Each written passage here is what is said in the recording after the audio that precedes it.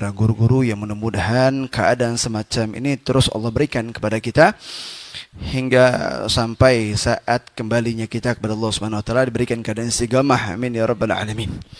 Salawat dan salam yang kita haturkan kepada Nabi kita, Nabi besar Muhammad sallallahu alaihi wasallam, yang mudah-mudahan Allah berikan kita taufik dan hidayah untuk selalu dapat menjelajahi, menapaki jalan keselamatan, jalan kebahagiaan, jalan keberhasilan dunia akhirat, jalan Nabi kita Nabi Muhammad sallallahu alaihi wasallam.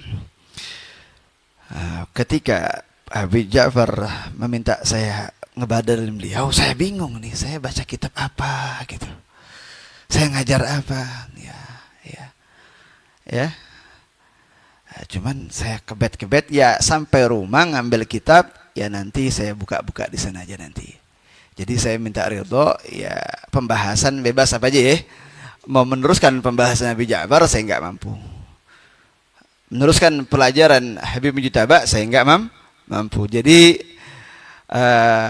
ya nanti saya pasrah aja sama Allah Ta'ala, ini saya mesti ngomong apa, ya bismillah ya. Nah jadi saya buka-buka aja nih barusan tadi. Nah alhamdulillah nih ada tentang fil mahabbah, tentang cinta di dalam kitab Mukasyafatul Qulub yang dikarang oleh Al-Imam Ghazali, yang mudah-mudahan Allah meridhonya dan kita mendapatkan barakahnya. Amin ya rabbal alamin. Nah di dalam kitab ini ada kisah-kisah, cerita-cerita yang mungkin masing-masing di antara kita nanti bisa kita ambil pelajarannya dan bisa kita jadikan sebagai pegangan dalam hidup. Ya. Lalu bagaimana untuk bisa mendapatkan keberhasilan? Nah, ini kisah-kisah yang bisa kita simak, kita amati, yang mudah-mudahan Allah berikan kita taufik untuk dapat mampu mengamalkannya. Amin ya rabbal alamin. Qala musannif rahimallahu ta'ala wa adama naf'alana wa bikum fid darin amin. Qala radhiyallahu ta'ala ankum. Hukiya ana rajulan kana ghafila 'ani shalah 'ala Nabi Muhammad. Dihikayatkan ana rajulan, ada seorang laki-laki, kana ghafilan 'ani shalah 'ala Sayyidina Muhammad.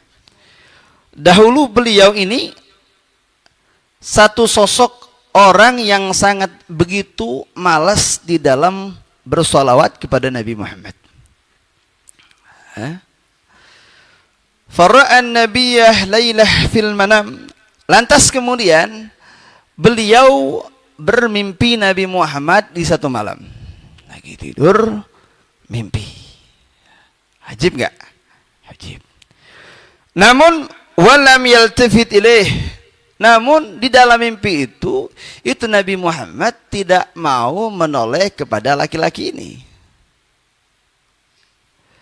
Faqala, tentu berkata si rajul, penasaran dia. Di lain sisi ada kebahagiaan dapat bermimpi Nabi Muhammad, di lain sisi tapi Nabi Muhammad tidak mau memandang beliau. Jadi pertanyaan, ya Rasulullah, anta aliyya ghadban, ya Rasul, antum marah dengan saya?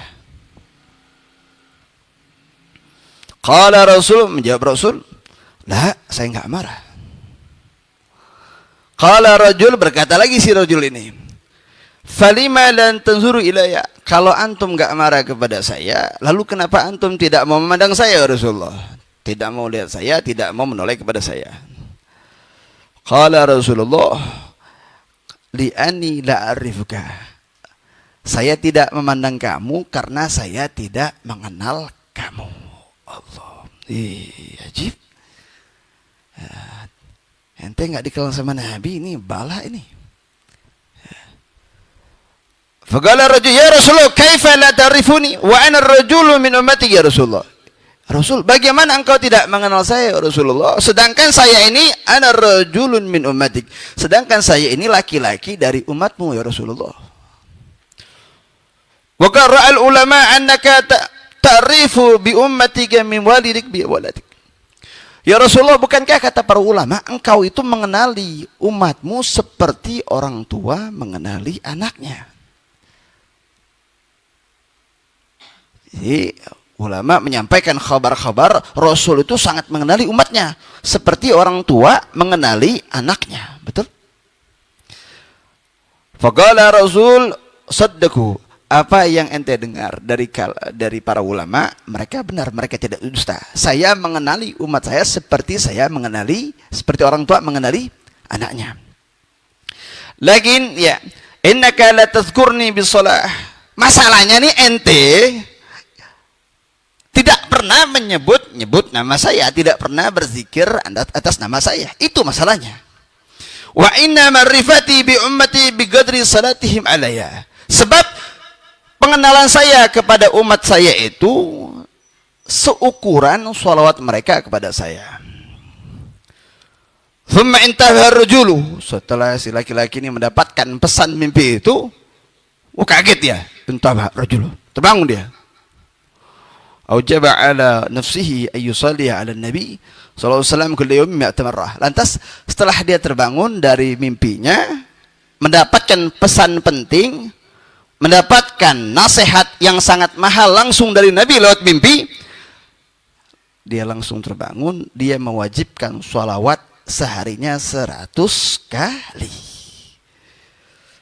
Fafa'ala dzalika, dikerjakan hari-hari, sehari 100, sehari 100, sehari 100, sehari. Tsumma ra'a ba'da dzalika fil manam.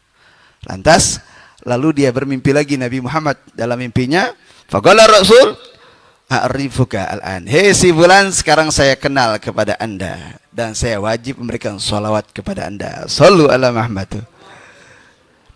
Nah, sekarang saya mau tanya di antara kita ini, antum baca sholawat, baca maulid, baca sirah ajib, apakah ada fidawam, mudawamah dalam hari-hari? Saya tidak akan nanya satu persatu, jawab dengan hati kalian masing-masing. Kenapa? Al-mahabbah itu, cinta sama Nabi itu ada buktinya. Minimal lisan nggak putus. Al-awqat bi'ibadatihi. Ya, waktu-waktu itu terisi dengan ibadah kepada Allah Ta'ala dalam bentuk sholawat kepada Nabi Muhammad SAW. Ibadah banyak, tapi bicara kecintaan dengan Nabi Muhammad, ya dalam bentuk ibadah, ini lisan nggak putus ini. Nggak putus. Ya, sebagaimana dahulu ada seorang pedagang manisan. Manisan di dalam bahasa Arab hulwan. Saya akan menceritakan ini kisah berkah nama Nabi disebut-sebut mendatangkan kebaikan untuk si pengucap nama Nabi Muhammad. Bisa mendatangkan keberkahan yang banyak bagi orang yang lazim mengucapkan Nabi Muhammad. Syafaat betul-betul terjadi. Syafaat di dunia terjadi. Apalagi setelah itu barzah wal akhirat udah nggak bisa ditanya lagi, pasti mendapatkan jaminan karena Nabi langsung yang menjamin. Yang antum menyebut nama Rasul itu syafaat datang itu betul-betul terjadi. Ini bukan halu, bukan, betul-betul terjadi. Sebagaimana dahulu ada kisah seorang pedagang manisan. Manisan itu kan dalam bahasa Arabnya hulwan. Ya. Ini cerita di negeri Arab. Ini kisah insyaallah hak ini. Anak dapat dari Ustaz Zain, lulusan Darul Hadis Malang. Satu waktu seorang pedagang manisan ini, dia tidak lepas bersolawat kepada Nabi Muhammad. Nafas keluar, solawat alaihi Muhammad. Nafas masuk, sholat alaihi Muhammad. Solawat terus. Sampai-sampai setiap kali menawarkan manisan dalam bahasa Arab hulwan. Hulwan sallu alaih. Hulwan sallu alaih. Dia diri di depan tokonya, ya, mengucapkan, menawarkan barang dagangannya, hulwan sallu alaih, hulwan sallu alaih, hulwan sallu alaih. Setiap orang lewat ditawarkan hulwan sallu alaih, hulwan sallu alaih. Begitu aja terus. Nah, yang punya toko risih, nggak seneng, mungkin berisik bagi dia. Ini hulwan sallu alaih, hulwan sallu alaih. Tiap dagang hulwan sallu alaih. Wah, sampai satu keadaan dia udah bosen, udah nggak kuat dia, sehingga yang punya toko mendatangi si penjual manisan ini. Hei si fulan, sekarang ini detik ini ente keluar, ente nggak usah lagi dagang di tempat toko anak ini, ente keluar. Ya, apa alasannya? Udah keluar ente. Ya keluar. Waktu berjalan, yang punya ini ziarah ke makam Nabi Muhammad sallallahu alaihi wasallam. Ziarah. Lagi ziarah ke makam Nabi Muhammad, yang punya toko ini tadi mendengar suara hulwan sholli alaihi dari makam Nabi Muhammad. Ini suara dari siapa ini? Kok sama seperti yang berdagang kemarin deh. Hulwan sholli alaihi. Wah, mendapatkan teguran dari Nabi Muhammad beliau. Bahaya nih.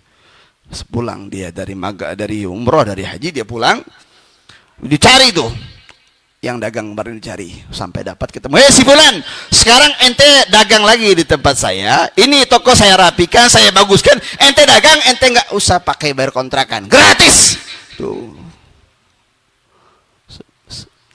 Jadi syafaat itu betul-betul terjadi ketika antum mengucapkan nama Nabi Muhammad, itu betul-betul datang gitu. Antum yang sulit kerja ditebus dengan sholawat. Jangan 100, 1000 minimal. Setiap malam 1000 sallallahu alaihi Muhammad, itu nggak seberapa itu. Ambil wudu, habis witir sallallahu alaihi Muhammad sallallahu 1000 rutin. Masih kurang, tambah lagi. Jangan salahkan sholawatnya kalau nanti belum dapat, kurang banyak sholawatnya tuh.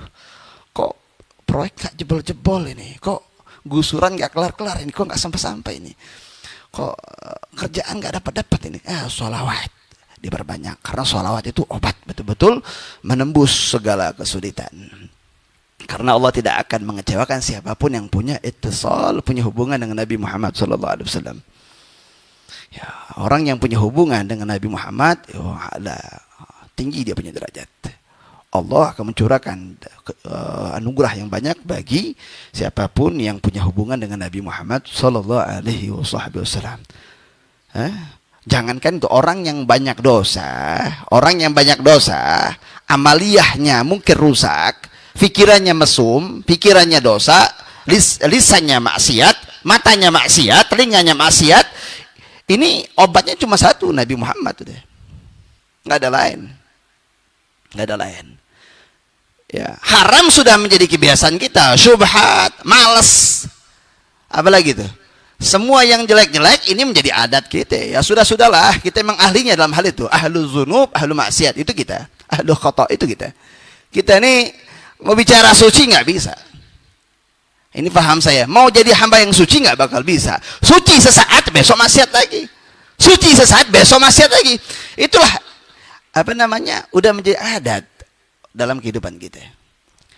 Nah, kalau begitu bagaimana caranya? Ya, nggak ada cara lain. Kita mesti punya hubungan dengan Nabi Muhammad. Karena selama masih punya cinta, maka murkah Allah itu Allah redam. Ya. Nabi Muhammad kalau berada satu wilayah, itu Allah haramkan untuk mengazab wilayah tersebut. Ya. Nah, begitupun kalau kita sering sebut-sebut nama Nabi Muhammad, itu insya Allah bala nggak bakal datang.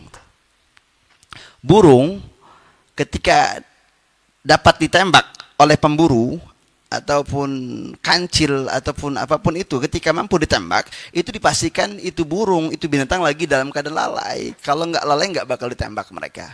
Kalau mereka ingat sama Allah, nggak bakal mendapatkan jadi sasaran untuk ditembak. Begitupun manusia. Orang tuh kalau lisannya asik sholawat, lezat dengan sholawat, itu rasa-rasa keinginan maksiat itu nanti teredam nanti. Dari yang tadi kadarnya mungkin 100% berkurang betul-betul. Kenapa? Karena nur masuk hati. Nur Muhammad sallallahu alaihi wasallam, ya. Orang yang paling mengenal yang paling mengenal Allah Subhanahu wa taala. Masuk cahaya tersebut kepada mereka yang sering mengucapkan Nabi Muhammad sallallahu alaihi wasallam. Betul-betul insyaallah ada sirnya, ada berkahnya nanti di situ. Sebagaimana dulu dzukira anna ar-rajula ra'a suratan gabiha fil badiyah.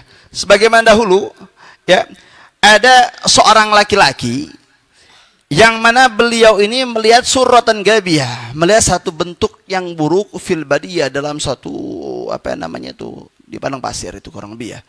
Satu tempat ketika dia lewat, dia melihat satu bentuk yang jelek, yang buruk. Ini bisa kita bayangkan, mungkin kusut rambutnya, bajunya kusut, mungkin baunya nggak enak. Maka ditanya sama laki-laki ini, man anti? Ente siapa? Ya. Ditanya sama si fulan ini, ana amaluka kabih, saya ini amalmu yang buruk, cerminan amalmu yang buruk. Wah, dahsyat. Luar biasa ya. Dan dia mengakui memang ya mungkin amalan selama ini mungkin kurang bagus ya. Ya. Lantas ditanya, apa yang sekiranya membuat kamu cakep jadi enak dilihat? Maka dijawab sama bentuk yang buruk ini, kalau ente pengen saya cakep, ya, salah ala Nabi Muhammad. Salawat kepada Nabi Muhammad sallallahu alaihi wasallam. Jelas? Paham? Nah, jadi salawat ya, salawat. Jadi kenapa saya ngajak salawat? Ya walaupun antum sering mendengarkan kisah-kisah tentang salawat, tapi ini mesti diingatkan karena memang kadang-kadang nafsu kita ini, nafsu malas kita lebih unggul daripada sifat takwa kita. Lagi ngaji, dapat tuh takwa, dapat semangat, dapat ketaatan, tapi besok lupa lagi. Maka asupan ajakan sholawat ini jangan berhenti, karena ini amalan yang terbaik untuk saat ini, untuk kita andalkan. Kenapa? Karena kita bisa beribadah sholawat kapan aja. Al-Quran itu waktu-waktu tertentu dan ada tuntutannya, mesti pakai wudu. Ya. Zikir kepada Allah mesti pakai adab, menghadap kiblat, pakai wudu. Tapi emang satu sholawat ini betul-betul solusi yang Allah berikan kepada umat Nabi Muhammad. Antum di motor tanpa wudu bisa, segala keadaan bisa. Artinya semua waktu ente bisa ente lakukan beribadah kepada Allah Taala melalui sholawat ala Nabi Muhammad sallallahu alaihi wasallam. Betul-betul solusi. Yang setiap kali sholawatnya ente itu menggugurkan dosa. Kita ini ahli dosa, nggak lepas dosa, dengan sholawat berguguran dosa gitu ya. Habis ya. Nah sekarang hal semacam ini telah dikabarkan dengan guru-guru kita ya, dengan para ulama kita ya, dengan habaib kita ya. Nah tinggal suntikan semangat kita itu bagaimana saat ini, dorongan kita untuk melakukan hal itu sejauh mana itu. Nah, ini sengaja mengeluarkan cerita-cerita yang Masya Allah supaya apa? Supaya kita bisa ngambil keputusan. Ya, saya ini kalau nggak sholawat bahaya berarti. Kan ada ancaman tadi kan di sini. Berarti ketika orang nggak sholawat, orang yang malas sholawat berarti dia dalam ancaman. Dalam ancaman. Ancamannya Nabi tidak kenal kepada dirinya. Ini kan ancaman terbesar. Yang dia memiliki kiamah nanti tidak ada satupun makhluk yang Allah dengar untuk dapat memberikan bantuan syafaat illa Nabi sallallahu alaihi wasallam. Kelas. Semua nabi angkat tangan. Nah, sekarang satu sosok ini dia nggak kenal sama ente. Kan bahaya nih. Bahaya nggak? Bahaya. Ini nggak main-main. Ini bukan apa namanya, ente dapat ancaman Ambon, ancaman yang lainnya, tidak. Ini ancaman bakal dibunuh orang. Ini lebih dari itu ancamannya. Khalidina fiha abada ancamannya. Neraka gitu ya. Nauzubillah min dzalik. Kalau Nabi enggak kenal kemana tempat kita. Sedangkan babul jannah Rasulullah, babullah Rasulullah, pintu Allah Rasulullah, pintu surga Rasulullah, semua pintu kebaikan Rasulullah. Enggak ada lagi pintu selain pintu Nabi Muhammad untuk menggapai keberhasilan dunia wal akhirah ya Rasulullah. Nah, sekarang dia enggak kenal ente gimana? Betul? Jadi mesti kalau ente semangat nyari kerja dunia lalu mendapatkan hasil dunia, nah sekarang ente mesti semangat untuk mendapatkan keberhasilan di akhirat dengan selain menjalankan kewajiban yang pasti harus kita kerjakan, tambahannya suntikan amaliyahnya adalah jangan lepas sholat ala Nabi Muhammad sallallahu alaihi wasallam. Juga dulu ada seorang ibu-ibu mendatangi Hasan al-Basri. Wahai Hasan al-Basri, saya ini rindu dengan anak saya. Tapi anak saya udah meninggal. Saya rindu dengan anak saya. Kangen dengan anak saya. Apakah antum ada satu amalan yang bisa saya amalkan? Dengan saya mengamalkan amalan tersebut, saya bisa mimpi anak saya. Maka dibimbing sama Hasan Basri, ya sampai itu ibu bermimpi anaknya. Senang dia, alhamdulillah. Tapi dalam mimpi itu, selain kebahagiaan yang muncul karena mimpi anaknya, ada kesedihan yang besar dalam hatinya. Kenapa? Karena orang tuanya melihat anaknya lagi diazab oleh malaikat. Ya, lagi diazab, lagi nggak enak, lagi sengsara. Sedih orang tuanya. Ya Rasul, ya sedih. Kemudian dia datang ke Hasan al-Basri. Wahai Hasan, saya mimpi kepada anak saya, alhamdulillah. Namun wahai Hasan, dalam mimpi itu saya sedih ya Hasan. Kenapa? Karena saya melihat anak saya itu lagi diazab. Lantas ini ibu ditenangkan sama Hasan al-Basri, lalu ibu itu pergi. Waktu berjalan, malam berjalan, ini Hasan al-Basri bermimpi dengan anak tersebut. Dalam mimpi itu, si anak berkata kepada Hasan, wahai Hasan, Anda kenal kepada saya? Wah, kata Hasan al-Basri, anti siapa? Saya ini adalah anak dari ibu yang kemarin mendatangi Anda. Yang dia menceritakan keadaan saya.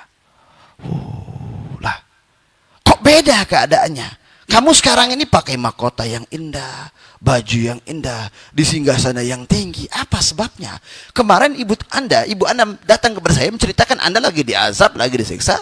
Nah sekarang kok beda keadaannya? Iya Hasan, satu keadaan ketika kami lagi diazab, ada seorang laki-laki melintasi kuburan kami. Ini laki-laki membaca sholawat ala Nabi Muhammad SAW. Ketika ini laki-laki membaca sholawat sekali, ketika melewati kuburan kami, ini 550 orang yang lagi diazab berhenti azabnya. Sallu ala Muhammad. Nah sekarang ente butuh dalil apa lagi? Kalau itu sholawat betul-betul membuat ente bahagia, selamat. Kurang dalil apa lagi ente? Nah, sekarang apa yang menjadi alasan kita, lidah kita keluh nggak mau sholawat itu? Masih berat sholawat. Saya tidak menuduh, cuman tapi saya minta ini bukan hanya saya sholawat Ustaz, iya nam sholawat setiap malam Senin saya sholawat, bukannya sholat sirah saya baca, nam cuma setelah itu besok gimana, lusa gimana, apakah ada istimror, ada fi mudawama, ada mulazama? Karena butuh muwazabah, ketekunan dalam hal ini. Butuh ketekunan, butuh semangat, butuh mujahadah. Nah, maksud saya, setelah mendengarkan kisah-kisah yang mulia ini, kita dituntut untuk mujahadah. Apa makna mujahadah? Muharabah. Berperang, semangat, berjuang. Kalau secara bahasa, mujahadah ini kan muharabah, secara bahasa berperang, secara syara muharabah adaillah ta'ala, berperang melawan musuh-musuh Allah ta'ala. Secara istilah memerangi nafsu-nafsu yang malas, nafsu-nafsu yang busuk, yang buruk dalam diri kita. Nah, kita mungkin malas sholawat, nah ini yang bisa diperangi. Dengan cara bagaimana? Dengan cara mujahadah, muharabah, berkesungguhan untuk menjalankan hal tersebut. Nah minimal muncul dalam hati ente, ya Rabb saya pengen sungguh-sungguh bersolawat, punya hubungan dengan Nabi Muhammad SAW. Munculkan dari hati. Munculkan dari hati, tekad yang kuat. Faiza azamta fatawakkal 'alallahi. Ya innallaha yuhibbul mutawakkilin. Nah, kalau sudah muncul azam yang kuat, nah maka serahkan setelah itu kepada Allah, tawakal. Ya, barangkali dengan azam yang tekad yang kuat, kali Allah kasih kita taufik untuk melakukannya. Kenapa? Wa minal abdi isti'ana wa minallahi inayah. Sebab dari hamba memang dia tugas meminta. Ya Rabb, saya minta agar hamba dijadikan hamba yang ahlu sholawat, ahli dalam sholawat. Nah dengan meminta hal itu, maka mudah-mudahan Allah kasih inayah, taufik buat hamba yang meminta kepadanya. Ente minta dunia yang hina di mata Allah dikasih, bagaimana minta akhirat yang Allah betul-betul pengen ente selamat di akhirat, pasti dikasih. Ya, kita minta akhirat pasti dikasih. Minta dunia aja yang mungkin Allah tutup, nggak mau mandang ini dunia, dikasih, apalagi minta akhirat. Tentu Allah akan segera untuk memberikan hal tersebut, karena ketika meminta ada istiadat, ada kesiapan dari hamba untuk melakukannya tuh. Nah, kalau kita nggak minta, nggak ada keinginan, ya ini bagaimana Allah kasih taufik, keinginan kita pun nggak ada. Karena itu minta. Nah, dari sini minta, saya sarankan ya, antum baca setiap malam 1000 kali sholawat yang singkat-singkat aja, sallallahu alaihi Muhammad. Lalu apa fadilahnya? Kalau nanti antum baca sholawat 1000 kali, ya nanti ente masuk surga dituntun sama Nabi Muhammad, sebelah-sebelahan begitu. Ya, kabar yang kedua adalah tamusuhun nar. Neraka haram membakar jasad orang yang lazim mulazamah 1000 kali sholawat setiap malamnya.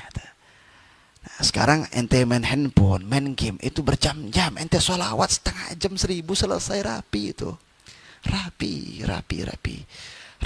nggak susah ente ngebacot 10 jam mampu, ngebacot sholawat ente nggak mampu. Berarti yang nggak mampu tuh nafsu kita itu, nafsu kita yang mulai menguasai diri kita itu.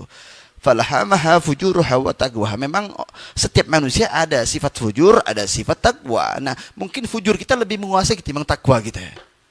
Karena mungkin kita memang udah mulai nggak mau tahu tentang fadilah sholawat, kurang-kurang yakin dengan amal. Masa iya sih sholawat menghapuskan dosa? Masa iya sholawat bisa memudahkan urusan? Pertanyaan-pertanyaan yang membuat nafsu semakin gede untuk melawan, menentang daripada sholawat. Udah mulai ingkar dengan ajaran-ajaran Nabi Muhammad SAW. Oleh karena itu, ya, siap sholawat semalam 1000 kali sehari? Benar ya? Pokoknya ya nggak 1000 kali semalam sholawat hidungnya bisulan. Amin. Oh iya dong, ya. Bismillah ya. Mudah-mudahan Allah Subhanahu Wa Taala angkat derajat kita dengan berkah sholat ala Nabi Muhammad Sallallahu Alaihi Wasallam. Mudah-mudahan sahabat bait semakin barakah, sakinah, mawaddah, rahmah, ya, dan kita semuanya diberikan keberkahan di akhirat. Mudah-mudahan kita selalu berada di jalan para guru-guru kita. Nah, dan juga termasuk ciri orang cinta dengan Nabi Muhammad adalah dia cinta dengan ulama dan cinta dengan fuqara. Dua tuh ciri itu.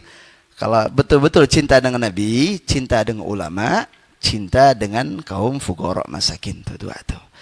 Saya cinta sama Nabi, salat banyak, tapi ulama dicaci maki. Oh, Habib nggak ada, Habib itu palsu itu. Tambah lagi nih yang rusak ini, ya. Ini Habib nggak ada sada ba'al itu palsu, keturunan Yahudi. Ini dia nggak usah dengar, ini buang aja ke laut ya. Nggak usah dengar, buang aja ke sampah yang begitu ya. Nah, cinta sama Nabi terwujudkan dengan cinta dengan kaum solehin, cinta dengan para ulama dan fuqara. Ya.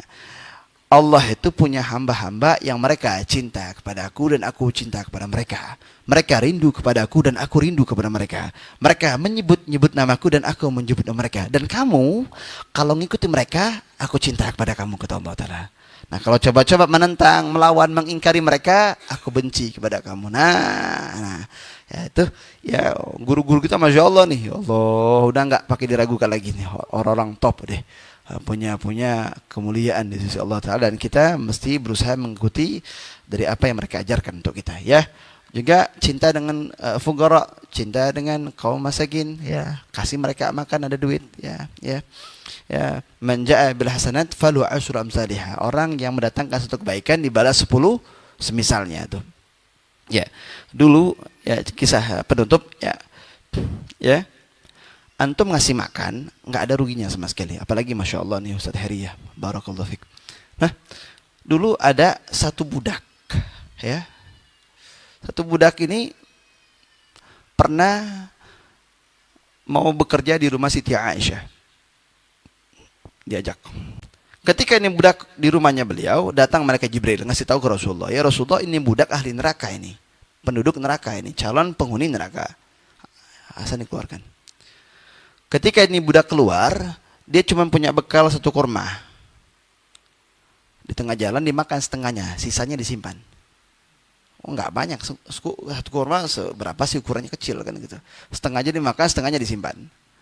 Di tengah perjalanan ada yang minta, ibu minta bantuan bu, minta duit bu, saya lapar bu. Ini Masya Allah ini orang ini. Karena yang punya rahmat, ya udah dikasih gitu. Dia demen sama, sekalipun dia membutuhkan, dikasih setengah kurma ke orang tersebut. Dia habis sudah. Dia sudah nggak punya bekal, dikasih. Ketika dikasih setengah kurma kepada fuqara tadi, datang lagi Jibril ke Rasulullah. Ya Rasulullah, itu budak, ajak lagi ke rumahmu. Kenapa? Karena dia ahli jannah, ahli sorga. Apa sebabnya? Dia ngasih setengah kurma terhadap orang-orang susah. Nah, berubah keadaannya, halus syaqawa ila sa'adah. Dari dia sial menjadi bahagia. Hanya perkara apa? Fuqara. Yang diperhatikan. Dulu Nabi Musa alaihissalam bertanya ke Rasulullah, kepada Allah Subhanahu wa taala. Nabi Musa kan kalimah Allah, ya Allah, apa yang membuat saya ini mulia di sisimu? Sebab rahmatmu kepada makhlukku. Nabi Ibrahim alaihissalam tidaklah dia makan, melainkan dia berjalan 2 mil ngajak-ngajak orang untuk makan bersama beliau. Inilah amalan-amalan para nabi, para aulia, para salihin. Nah, lihat para aulia ngaden haul, semuanya banjir makanan. Karena ciri orang soleh termasuk seneng ngasih orang makan. Ya, nah otomatis ketika ada tabiat itu dengan kita seneng ngasih orang makan, inilah ciri orang yang cinta kepada Rasulullah. Selain kita banyak sholawat, ya cinta dengan para guru, cinta dengan orang susah. Mudah-mudahan kita mendapatkan betul-betul balasan cinta dari Nabi Muhammad sallallahu alaihi wasallam kepada kita. Amin ya rabbal. Mungkin ini cukup ya.